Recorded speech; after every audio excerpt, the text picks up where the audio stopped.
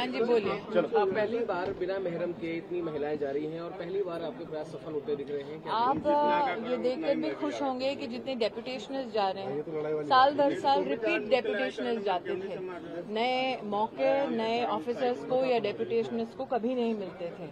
मुझे इस बात की खुशी है कि इस बार रिपीट डेपुटेशनर्स नहीं है, इनफैक्ट सिर्फ 2 ही हैं, लेकिन जितने डेपुटेशनर्स जा रहे हैं उनमें से 129 महिलाएं हैं, ऑफिसर्स हैं, और एडमिनिस्ट्रेटिव डेपुटेशनर्स जो हैं उनमें से 129 में से 121 आईपीएस और पैरामिलिट्री फोर्स के हमारे ऑफिसर्स हैं। ये मेरा निर्णय था कि हज यात्री के लिए सुरक्षा की दृष्टि से, क्राउड कंट्रोल की दृष्टि से, डिजास्टर मैनेजमेंट की दृष्टि से हम ऐसे अधिकृत लोग भेजें जिनके पास इस प्रकार की ट्रेनिंग डोमेस्टिकली भी उपलब्ध है। वही हमारे पैरामिलिट्री फोर्स के जवान और इंडियन पुलिस सर्विस के जो हमारे ऑफिसर्स हैं, इसीलिए वो सम्मिलित किए गए।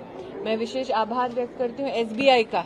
कई लोगों ने इस बात की वो शरीक हुए थे इस गम को व्यक्त करने में कि भाई फॉरेक्स का क्या होगा जब आपने हाजी को फारिग कर दिया कि उसके ऊपर हज कमेटी ऑफ इंडिया का दबाव न रहे।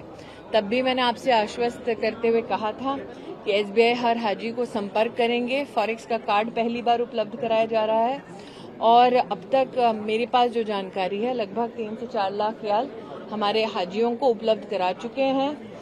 जिस हाजी को अब तक एसबीआई कांटेक्ट नहीं कर पाया है, मंत्रालय की ओर से विशेष आग्रह एसबीआई के पास जाएगा कि आप उस हाजी को निश्चित रूप से कांटेक्ट करें। मैंने पहले भी कहा था कि हज कमेटी ऑफ इंडिया से जबरन बाल्टी, सूटकेस, चद्दर खरीदना, ये दबाव भी हाजियों पर बंद होना चाहिए।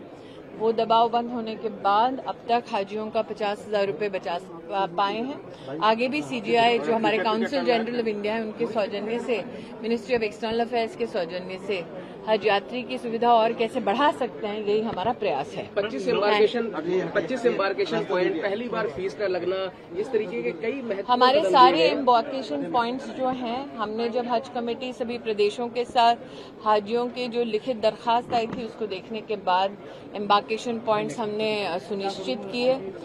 ये सत्य है कि पहली बार न सिर्फ हज फॉर्म का हमने पैसा माफ किया ताकि कोई भी हाजी जो अप्लाई कर रहा है उसको ये खर्चा ना हो।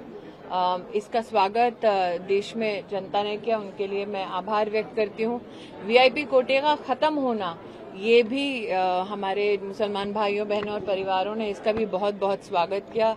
उस निर्णय को सुविधाजनक बनाने के लिए मैं माननीय प्रधानमंत्री जी का आभार व्यक्त करती हूँ, राष्ट्रपति जी और उनके कार्यालय का, और देश के हमारे उपराष्ट्रपति जी हैं उनके कार्यालय का, और हज कमेटी का भी, क्योंकि मैंने कहा वीआईपी कोटा अगर देश के राष्ट्रपति, प्रधानमंत्री, उपराष्ट्रपति और मंत्री खुद छोड़ रहे हैं तो वीआईपी कोटा हज कमेटी का भी नहीं होना चाहिए।